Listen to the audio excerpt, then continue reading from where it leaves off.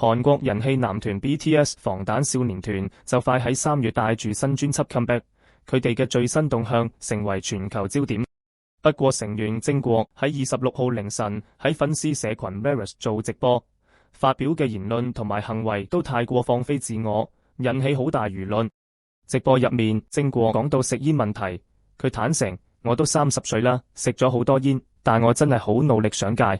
佢好似都預計到公司會有好大反應，仲話我知公司聽到呢啲嘢會嬲，因為呢啲唔係先傾好會講，我係因為沮喪先會講出嚟。正國亦都好誠懇咁對粉絲講：我鍾意唱歌，都想用真實嘅一面嚟面對大家。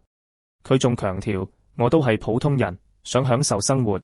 呢個世界有幾多人可以完全坦誠咁面對一切？我想對阿咪講真話。直言想打破公眾人物嗰層包裝，做一個坦率嘅人。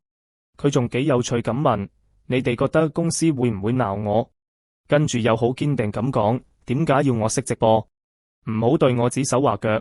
BTS 第5張正規專輯 High Rank 定於3月20日下午發行。BTS The Comeback Live High Rank 會喺3月21日晚上8點喺首爾光化門廣場舉行。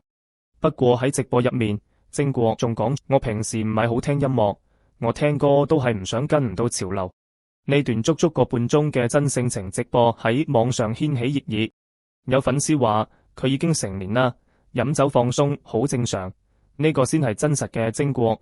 比起人設更加中意佢嘅坦率，但亦有人擔心喺全球咁多人睇嘅平台做負面示範唔太妥當，又講粗口又俾中指。作為頂流偶像，最好要留意自己嘅言行。事後正國似乎都有感受到風波，喺 Reddit upload 咗自拍相安撫粉絲，仲話專輯真係快出啦，大家再等陣 comeback 後我會好努力愛你哋，強調自己對音樂嘅初心冇變。